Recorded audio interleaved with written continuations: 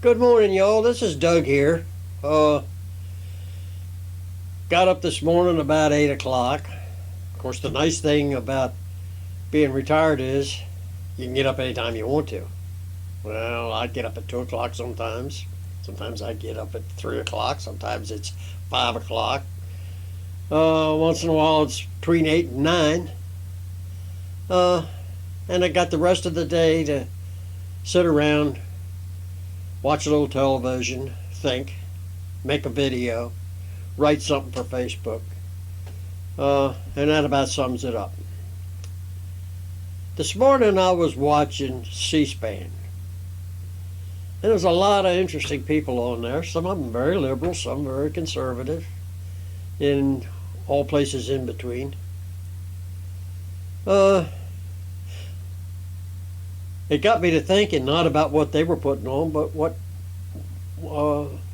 what's going on in the United States with our government. First of all, we got two parties. The Constitution didn't like parties. They didn't want any parties. But we had a Whig party, and they all wanted to be Englishmen. They didn't want to be Americans. And along came the Democratic Party. Not because they wanted to form a party, but because the whole South had slaves. The Declaration of Independence says that every man is free. So that means no man could be a slave in America. Well, in the South, where there was a lot of slavery going on, the Democratic Party come along and said, well, you know, we need to represent all the people, so we need to be Democrats rather than Republicans. Of course, there were no Republicans then. But so they represented the South, and they, as senators and representatives, decided that blacks were not fully human. So the Declaration of Independence didn't apply to them. Then they decided that the Declaration of Independence doesn't mean anything as far as constitutional government is concerned. It only means that they had sent the King of England this piece of paper saying that we were no longer Englishmen. Well, that's not true. The Declaration of Independence is the thing that the whole Constitution is based on. If you don't read and understand the Declaration of Independence, and especially the part that applies to Americans that says that we are free men. Now that says it all. That says it all. Every man in America is free. Based on that. Well, it was very easy for the Democratic Party to say, well, the Declaration of Independence doesn't mean anything. As far as Americans are concerned, it only applies to the rest of the world. Well, you can argue that.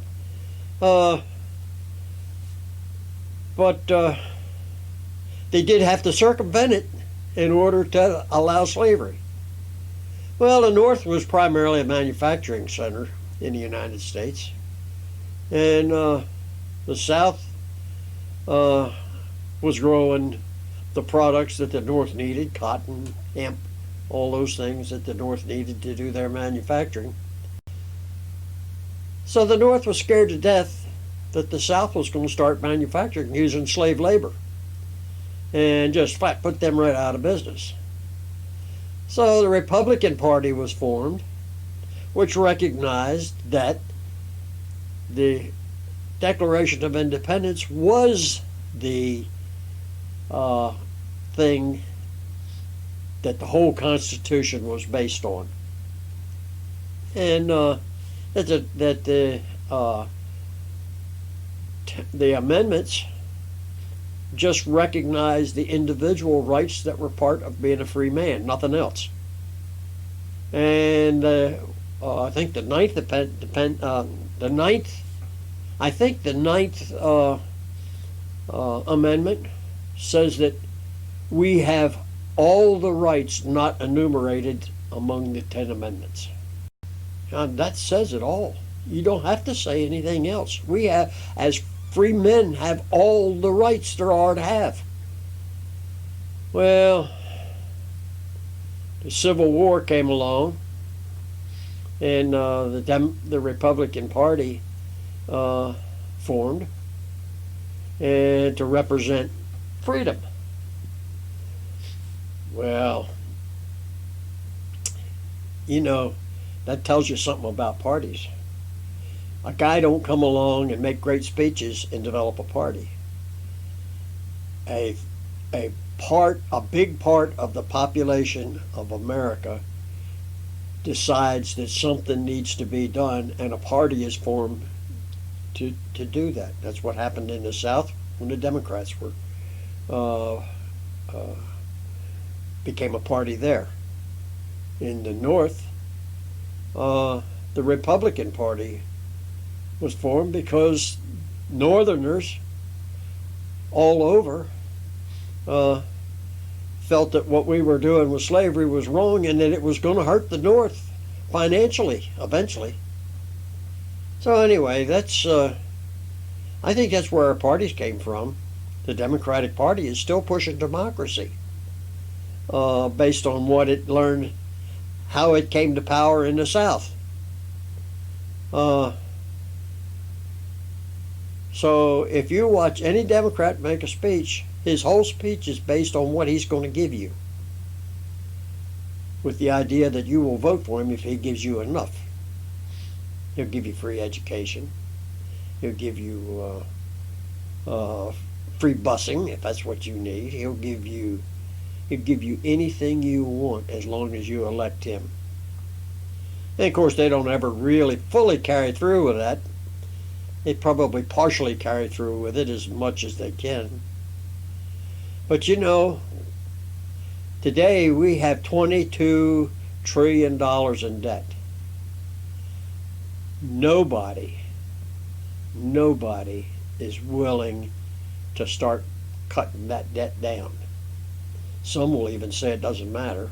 Well, of course, it does matter because you're going to have to pay interest on that money, and at some point the interest is going to amount to more than all the taxes we pay.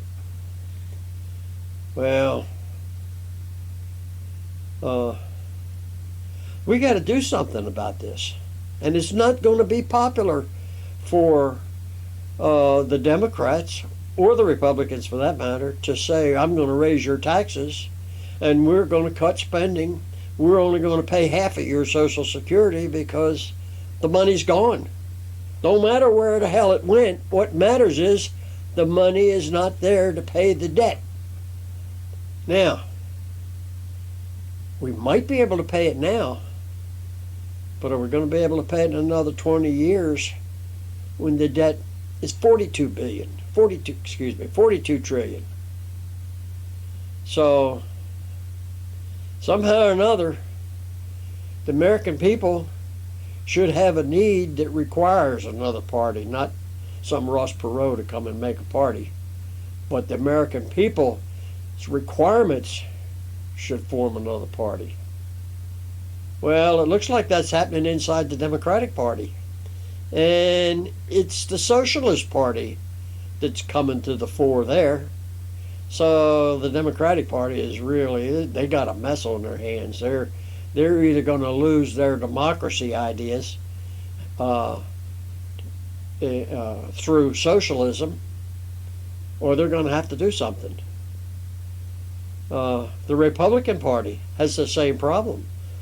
We have either got to demand constitutional law, which we sort of do, but we're not really that interested in. Yeah, America's got a huge problem, and it's getting worse every day and every year. But not only that, Americans have a problem because all of these new laws take away some of your rights as a free man. Every time you give the government the permission to do something, to give you something, it takes away somebody's rights because somebody has to pay for it, and so somebody loses their rights. Man, I am so sorry to see this happening, but it is so obvious. If you just, all you got to do is just watch all the news, all of it. Guys like Rush Limbaugh and a few others kind of capitalize on it, but a lot of what they say is true. Now, I'm not a Limbaugh watcher. I sometimes watch him once a week, sometimes once a month.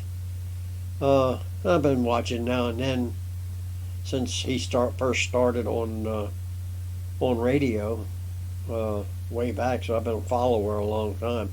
But I don't really follow him closely. He's not my God and Savior that's going to make any difference to me about how America's run. But I don't know what we're going to do. We weren't supposed to be a democracy, according to the people who wrote the Constitution. But it seems now that we are, and the only thing that's saving us is the Republican demands that we be a republic. But the demands are pretty weak. And, Adolf Hitler took power during a democracy. The country was changed to a socialist country. And that went on for a while. But the socialist country failed just as the democracy failed because they were giving everybody anything they wanted and nobody was paying the taxes. The Italians had this idea for fascism, and it was a perfect opportunity for the Germans to find another solution, so they picked up on fascism. Well, fascism wasn't Nazism. Fascism was where you could keep your company that manufactured automobiles, but we would run it for you. You would have to run it the way we tell you to. Well, that was needed so that Germany could build all the bombers they needed and all the rifles and guns and uniforms for soldiers and what have you. That is the result of democracy. We have pushed democracy all over the world, but we haven't pushed republicanism, where we would push the idea of constitutional government, where we would push the idea of constitutional government.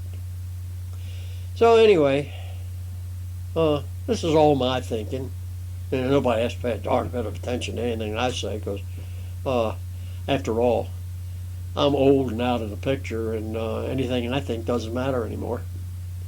But